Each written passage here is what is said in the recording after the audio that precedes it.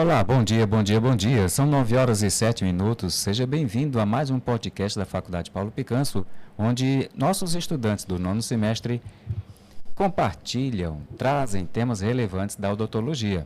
E hoje o tema é extremamente importante, um assunto que não pode ser passado em branco e que nós estamos sempre chamando a atenção para esse assunto. E esta manhã conosco, olha só, o auditório hoje está muito bonito, está florido aqui com nossas flores. Rebeca, Stephanie e Gabriela, sejam muito bem-vindas aqui a mais um podcast. E você já sabe, aqui nós somos a Faculdade Paulo Picanso, excelência em educar. Quer aprender? Vem para a FACPP. Diretor, vamos para o nosso momento Quebra-Gelo.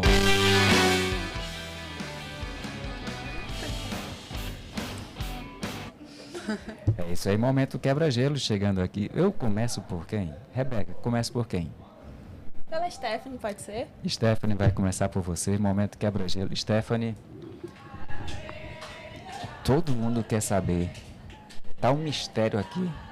Como foi que a odontologia surgiu para você? Tu estava andando, levou uma topada, desmaiou e quando acordou estava aqui conversando com a Fábia, foi? A minha história na odontologia começou logo após o meu ensino médio. Eu ainda estava em dúvida do que seguir, né? É comum muitas pessoas, né, nessa fase ainda estarem com dúvida do que realmente querem fazer, né? E aí eu sabia que eu queria algo na área da saúde. Eu acho que eu sempre tive no meu coração que eu tinha essa vocação de cuidar das pessoas. Eu sabia que eu queria a área da saúde, outra área eu não queria.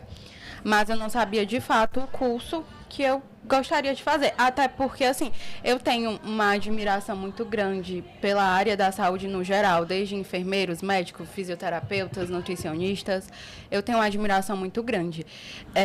Então, em um certo dia, né, eu gosto muito de assistir séries, documentários, e eu estava assistindo um documentário sobre um caso, era um documentário investigativo sobre um caso americano. E aí, em um dado momento, foi falado sobre a contribuição do cirurgião dentista, né, de um odontologista. E aí, até então, eu não sabia do que se tratava e eu fui pesquisar um pouco sobre as áreas de atuação do cirurgião dentista. E a partir daí, eu decidi que eu queria fazer odontologia. E foi, assim, uma das melhores escolhas da minha vida. Eu sou muito feliz estudando, tenho muito orgulho. Você falou aí de odontologista. Explica para o nosso público o que faz um odontologista. Então, de maneira simplista, um odontologista, ele contribui com a justiça. Ele usa os seus conhecimentos, né? E esses conhecimentos, eles podem ser contribuídos de diversas maneiras. Por exemplo, em casos de negligências, erros, né? Fazer uma perícia, por exemplo, de um erro odontológico.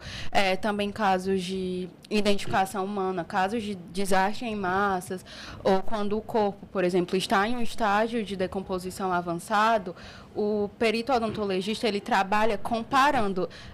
Por isso é até importante manter a documentação do paciente atualizada, né? Ter esses registros, porque em algum momento pode ser solicitado, né? Então, o perito odontologista, ele compara, ele faz um comparativo do que ele está vendo com o que foi fornecido, né? Também casos de avaliação de marcas de mordida, tanto em pele como em objetos, casos de violência doméstica, maus tratos, né?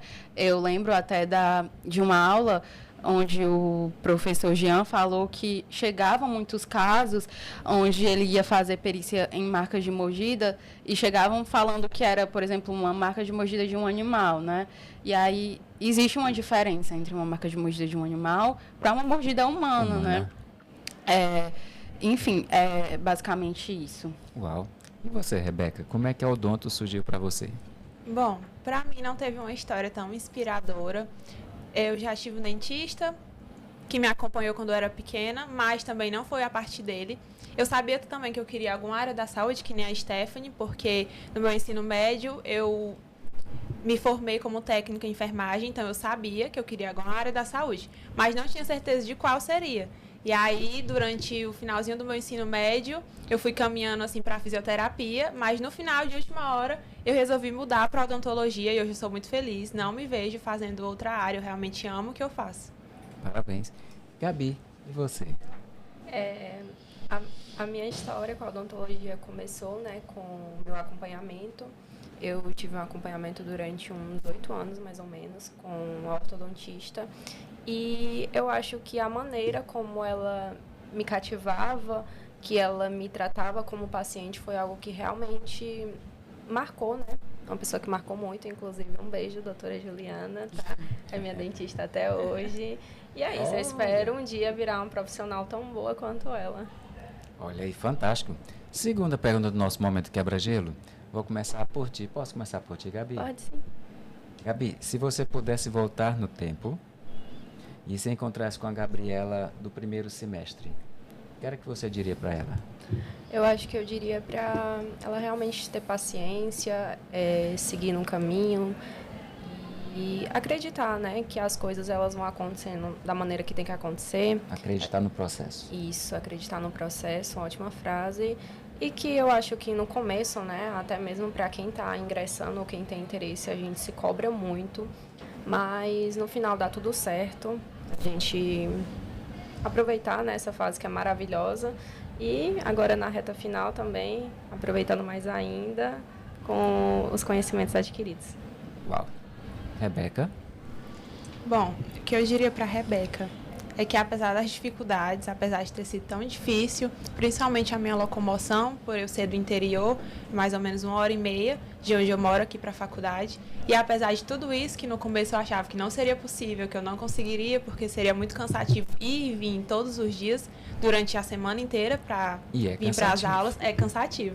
Mas aí, com o passar do tempo, eu fui me acostumando. E apesar de todas essas dificuldades, eu estou conseguindo, né? A gente já está no 9º semestre, se encaminhando para o 10º e está dando tudo certo. E como passa rápido? Muito rápido. Piscou o olho, já está terminando. E você, Stephanie? Se eu pudesse ter um encontro com a Stephanie do primeiro semestre, eu falaria para ela ser mais leve consigo mesma. Eu me cobro muito de uma maneira excessiva. Acho que eu me cobrava ainda mais de uma maneira muito excessiva. E eu esquecia de comemorar as minhas pequenas vitórias, sabe? Eu estava tendo uma conversa com a Rebeca outro dia, que às vezes eu passo nas clínicas, vejo os alunos fazendo algo que um dia foi muito difícil para mim. E eu deveria ter celebrado mais essas pequenas vitórias. E também a questão da Rebeca, eu partilho da mesma coisa, porque eu também acordo todos os dias, 3h15 da manhã, eu faço esse trajeto de Canindé, Fortaleza, Fortaleza, Canindé. E, assim, eu já me sinto muito vitoriosa. Independente de qualquer coisa, eu já me sinto muito vitoriosa. Tu faz todo dia esse trajeto? Todo dia, igual a Rebeca. Rebeca é de Redenção, Sim, né? E eu sou de Canindé. Canindé é um pouquinho mais longe. Então, E a guerreira. Chegou aqui, já está terminando, né? Falta muito pouco. E por falar em falta muito pouco, vocês faltam mais ou menos um pouco mais de um semestre para concluir. E agora, José, o que é que vai ser de ti? Fazendo uma alusão aqui ao poema de Carlos Drummond de Andrade. E agora, Stephanie, o que é que vai ser de ti? Próximos passos, o que é que você pensa em fazer? Assim, de início, eu quero muito fazer alguns cursos de aperfeiçoamento. Eu acho muito importante a gente focar nas nossas dificuldades, reconhecer as nossas dificuldades. Uau. E eu reconheço que eu ainda, assim, não tem como a gente ser boa 100% em tudo, né? Então, eu reconheço que eu tenho algumas limitações e eu quero inicialmente trabalhar nessas limitações. Eu assisti os podcasts das outras equipes e foi falado muito sobre concurso, mas eu também tenho interesse em concurso. Principalmente de atuar na atenção básica. Eu gosto muito da atenção básica, né? Apesar de suas limitações.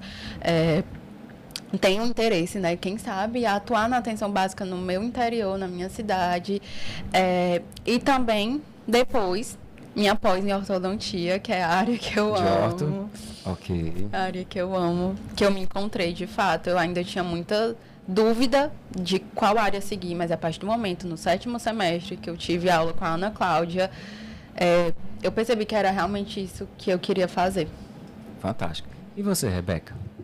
Bom, quando finalizar a faculdade, né, eu pretendo conseguir um trabalho, se Deus quiser. Espero conseguir um trabalho para poder atuar na área, adquirir mais conhecimentos, né, porque é na prática que a gente também aprende muita coisa, na vivência real, para aí então decidir o que eu vou querer, de qual especialização. Atualmente, o que os meus olhos brilham para a periodontia.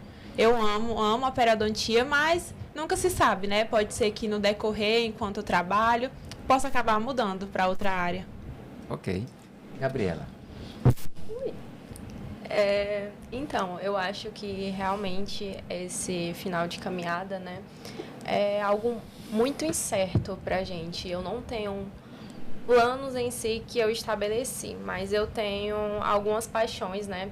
Inclusive, como a Stephanie falou da atenção básica, eu partilho um pouco também desse amor. A gente teve o estágio agora e eu tive esse contato com um preceptor que foi incrível, que realmente me mostrou um outro lado de uma visão que muitas das vezes aqui a gente acaba não tendo esse contato, mas que só o estágio pode proporcionar. Exatamente. Então, esse contato mais humano da odontologia, esse contato realmente de empatia, de você entender as necessidades e tentar realmente se adaptar com o paciente às necessidades dele, eu acho que faz parte de um sonho que eu pretendo, talvez, cursar um concurso, porém, não sei ainda, né? Mas é uma opção. Ok. E nossa última pergunta do momento quebra-gelo, nada a ver. Nada a ver, Rebeca. O que eu gosto de fazer que não tem nada a ver com a odontologia, eu gosto muito de fazer bolo. Gosto muito dessa parte da confeitaria. É algo que eu realmente gosto muito.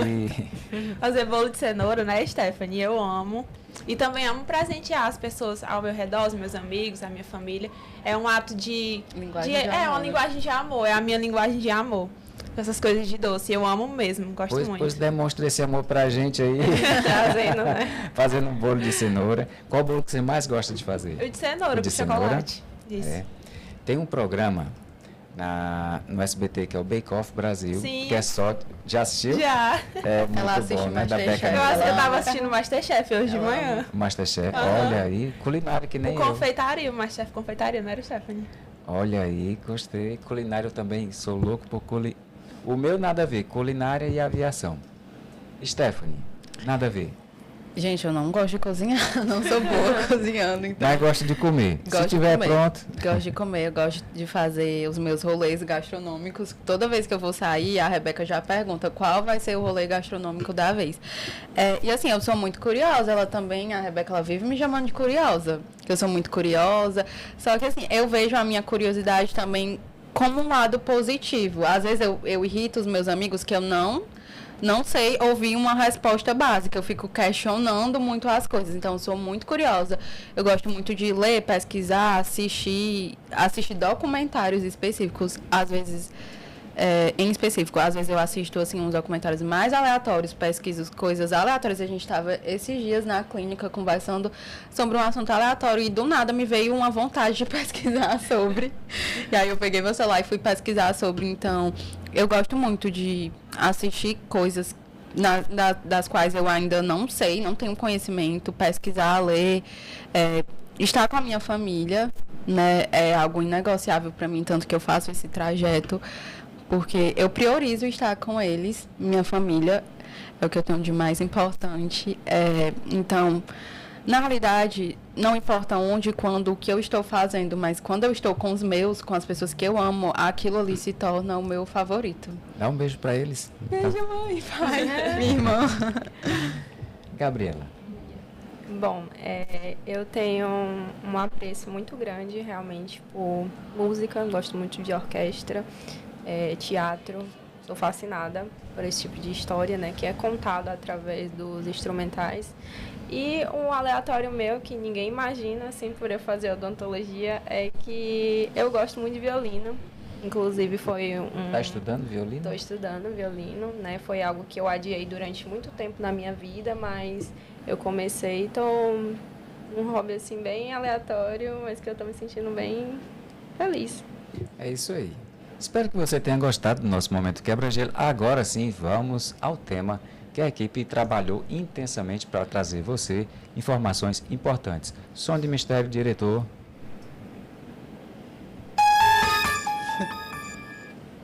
Lesões pré-cancerígenas. O que você precisa saber sobre leucoplasia, eritroplasia e quelite actínica?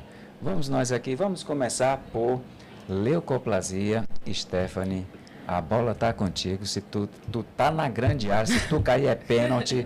Olha aí, leucoplasia, o que é que o nosso público precisa saber? Então vamos começar assim. O que é a leucoplasia? Quais são suas características? Dados epidemiológicos, grupos de risco. A bola está contigo.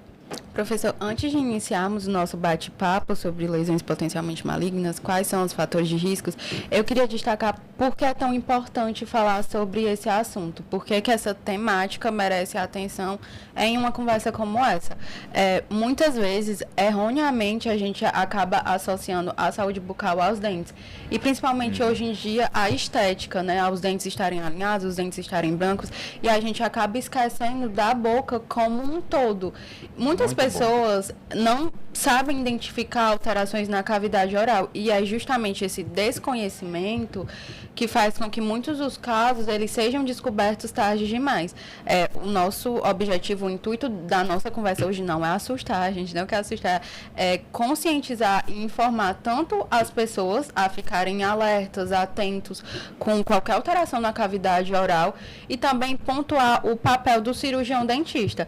Eu posso dizer que a Stephanie, do 3º, 4º semestre, quando estava estudando lesões potencialmente malignas na patologia oral, ela entendia a importância desse assunto, mas a Stephanie de hoje, quase formada, entende ainda mais a responsabilidade que nós temos. Uau, muito então, bom. Eu sugeri esse tema, as meninas, o Matheus, abraçaram a ideia.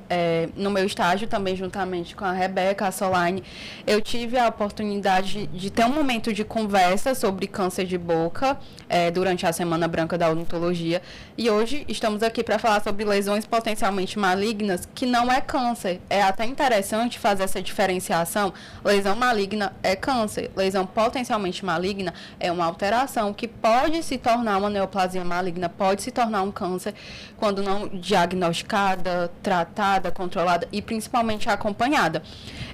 Daí a importância de ser identificado o quanto antes. Precocemente. E um desses exemplos é a leucoplasia, que é a lesão potencialmente maligna mais comum. De forma simples, a gente pode definir a leucoplasia como placas ou manchas brancas que não são removidas com raspagem. A OMS, ela define a leucoplasia como uma lesão de placa ou mancha branca que não pode ser caracterizada clinicamente ou histopatologicamente com outra lesão.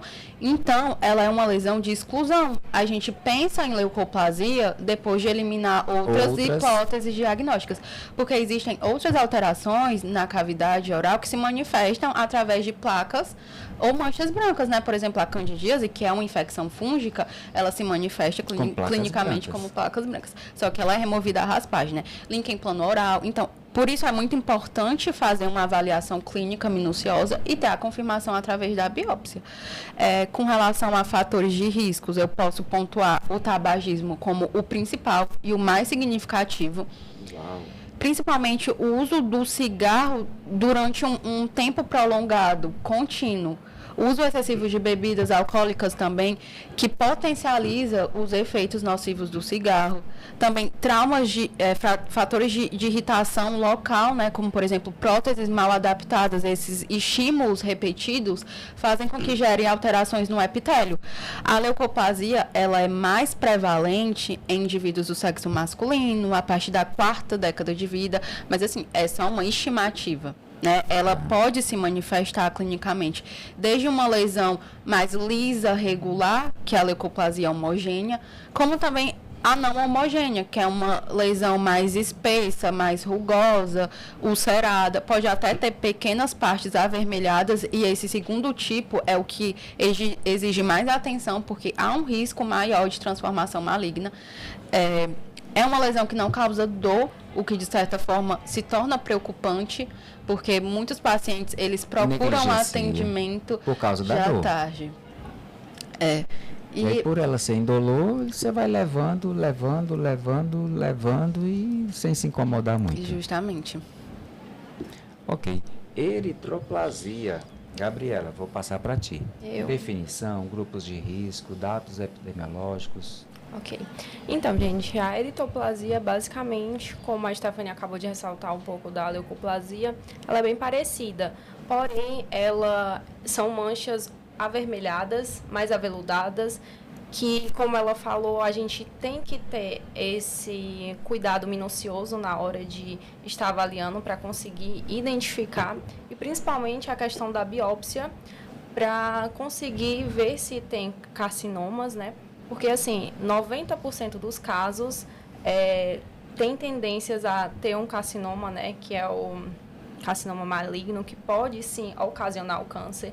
Então, se for identificada, na verdade, antes, a gente consegue fazer a cirurgia, fazer a retirada tudo certinho e ter um acompanhamento legal. Mas isso realmente exige do cirurgião dentista, essa identificação e os fatores de risco, né? O tabagismo e o álcool. Super. Sempre são eles, né? Sim. No top. Exatamente. Então, assim, o cigarro, ele tem muitas toxinas cancerígenas que vão atacando esse sistema e causando a desregularização para tornar um ambiente propício justamente para o carcinoma. Olha aí. E agora, quelite actínica. Rebeca. Bom, a quelite actínica também é uma lesão potencialmente maligna e ela decorre de uma alta exposição ao sol, ou seja, pessoas que trabalham no sol têm essa exposição crônica, prolongada, e aí ela é caracterizada por uma descamação no lábio. Ela ocorre predominantemente no lábio inferior, porque acaba sendo mais exposto ao sol. Então, se caracteriza por uma descamação do lábio, aí pode prolongar e vir depois uma vermelhidão e também manchas brancas. Ela também um grupo de risco são principalmente as pessoas de pele clara, porque ela tem a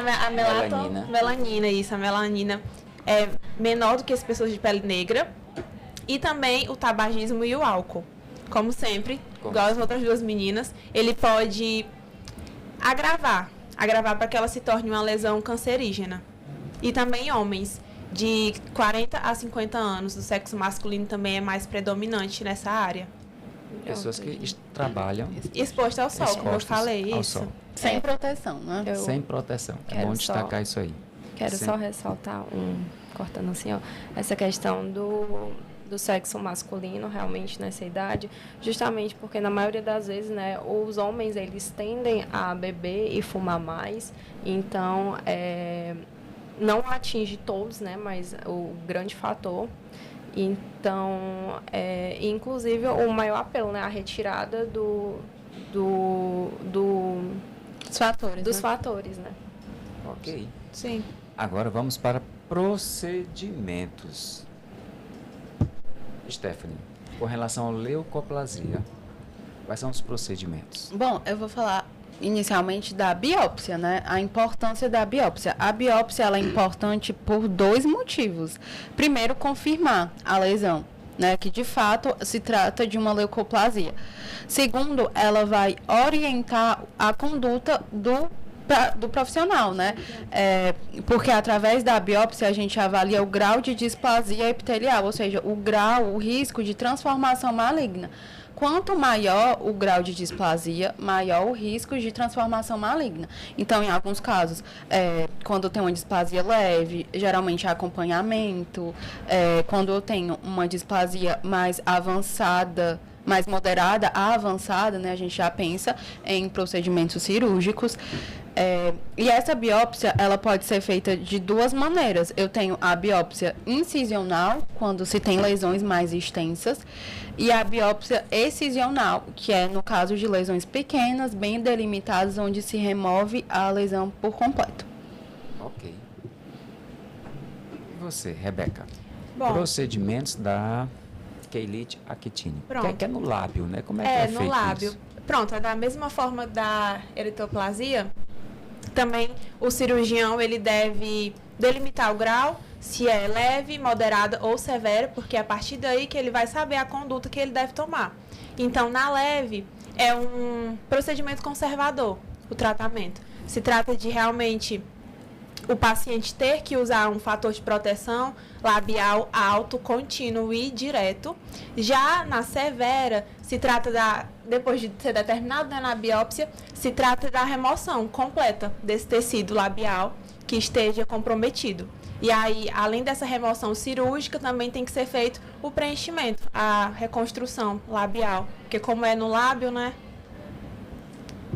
Isso deve afetar a autoestima. Autoestima, com certeza. Daí a importância de primeiro, se proteger, Sim. a proteção, e Proteção segundo, labial. da prevenção. Quanto antes identificar, melhor.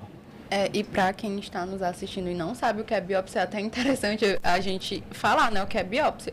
De maneira simples, a biópsia é um procedimento na qual é um fragmento de tecido, ele é analisado microscopicamente, né? E aí é importante no diagnóstico diferencial. Afinal de contas, Sim. quem vai definir, Bater o martelo É para a dizer qual biópsia. a lesão é a Isso. biópsia. como você mesmo falou, a leucoplasia é uma lesão que pode ser confundida com inúmeras outras. E a própria OMS reconhece como sendo uma Lesão de exclusão. de exclusão. Aí, nesse caso, a maior importância agora é da biópsia, porque é ela que vai fechar e bater o martelo e definir o que é e o que é que não é. E você, Gabi, o que é que você nos diz dos procedimentos relacionados com a eritroplasia? Então, na eritoplasia não é muito diferente, né? Realmente a gente vai fazer a autópsia, a biópsia, para identificar, fazer a remoção e, no meu caso, na eritoplasia, é bastante importante o acompanhamento pós essa remoção. Por quê? É uma lesão que tende a crescer muito rápido, entendeu? Então, depois que você faz a cirurgia, você tem que ter esse acompanhamento com o dentista para fazer análise clínicas, para ver se realmente está tudo bem e cortar os fatores de risco 100%. Então, nada de cigarros ou bebidas alcoólicas, realmente, para a gente conseguir ter um resultado eficiente e que não agrave ou volte, né? Ok. Agora sim, nós somos dentistas, estamos falando para um público bem eclético, mas assim, o papel do dentista na identificação, na conduta, nós já estamos aqui nos dirigindo para o final do nosso podcast sobre lesões pré-cancerígenas, lesões potencialmente cancerígenas. E o que é que você está esperando que você ainda não deixou o teu like? Deixa o teu like e compartilha esse link para que mais pessoas tenham acesso a esse conteúdo. Indo agora para o final, palavras finais. Stephanie, qual é o papel do cirurgião dentista? Bom, além de informar e diagnosticar, a gente falou muito sobre a importância do diagnóstico precoce, é importante também que o cirurgião dentista acompanhe o paciente. Geral, no caso da leucoplasia, que ele faça esse acompanhamento do paciente, por exemplo, a cada 3 meses, porque há chances de recidiva, né? No caso da leucoplasia, há uma taxa de recidiva em torno de 10%. Então, assim, não tem, apesar de terem lesões que há um risco de transformação maligna, não tem como a gente prever, de fato, qual paciente vai desenvolver um câncer de boca decorrente da transformação maligna da leucoplasia, por exemplo. Então, é importante que esses pacientes, e muitos pacientes, infelizmente, não retornam, né? Mas é a importância de realmente ter esse acompanhamento contínuo.